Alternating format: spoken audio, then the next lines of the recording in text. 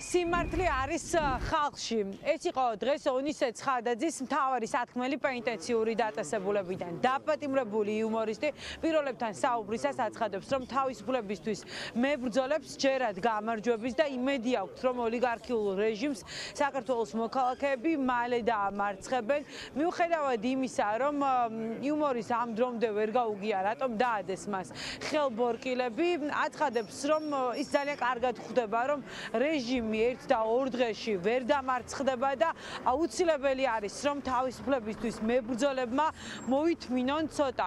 ამასთან ერთად გვიმხელს, რომ მათ შორის პენიტენციური დაწესებულების თანამშრომლებსაც აქვთ კითხვები, რატომ არის ონისე დაპატიმრებული მაშინ, როცა ბევრი დამნაშავე ქუჩაში დადის.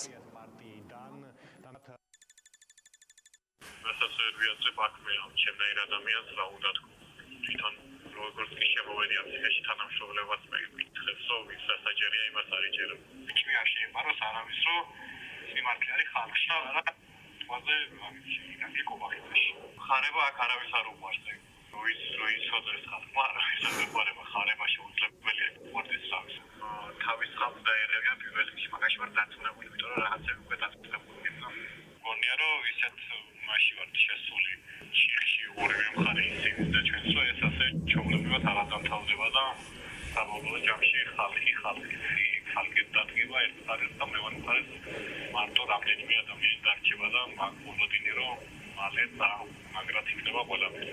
ამ სპირად მაყურებელს ჩემთან დაკავშირებით ვეთხოვდი რომ მალე გამოვა და ყველა ისე გავაგრძელებ ის კეთებას რაც მოწონთ ჩემში და ჩემთვის მისაბაძი ადამიანია ბოლო პერიოდში დიამაღლობელის ნავიჯებით რასაც აკეთებდა როგორც წინას საკუთარ ჯანმრთელობას დიამაღლობელმა თქვა ან მაგარი სიტყვები იბრძოლა სანამ გვიანი არ არის და იგივე სიტყვები ჩვენ მოლოდინის რეჟიმში ვარ და რაღაცებს ველოდებით და ჩვენ გვინდა რომ სწრაფად მოხდეს რაღაცები და იგივე არ ხდება ეხლა მალე დავწუნდები ყველა მაშინ რომ ამათ არავინ გამარჯვებასაც აღარ ეთქვის და არ შეიძლება ორ დღეში მოხდეს ყველაფერი დადგება რომ როცა ამ ბრძოლას არავინ არაფერს არ დააკლებს ყველა დადგება სიმართლის ხარჯს.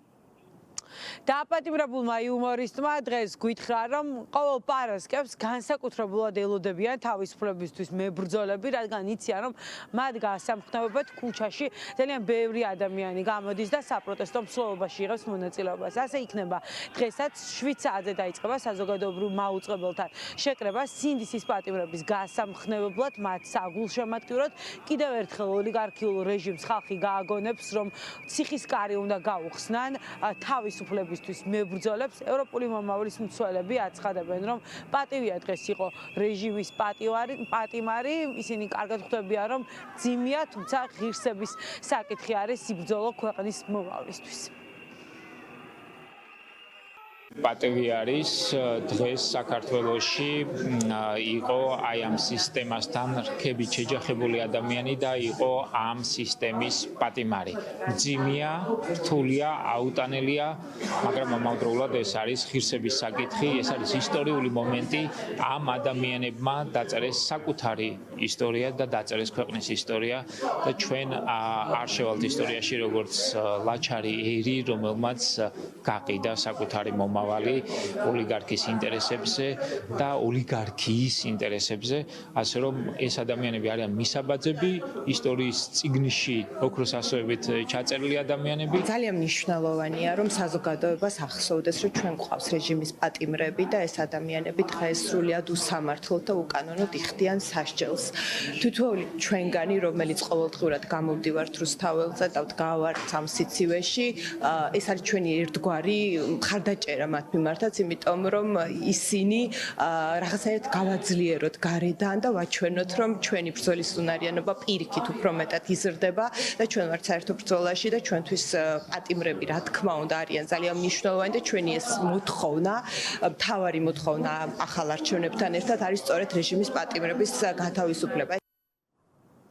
79 დღეა დღეს პროტესტის და მოთხოვნები არის უცვლელი, გათავისუფლდნენ პოლიტპატიმრები, ჩაინიშნოს ახალი არჩევნები, შეკრება როგორც გითხარით, სინდისის პატიმრების მხარდასაჭერად საზოგადოებრივი მაუწყებლის ეზოსთან დაიწყება 7 საათზე და შემდგომ მსვლელობით აქციის მონაწილეები გადაინაცვლებენ ქვეყნის ცენტრალურ გამზირზე.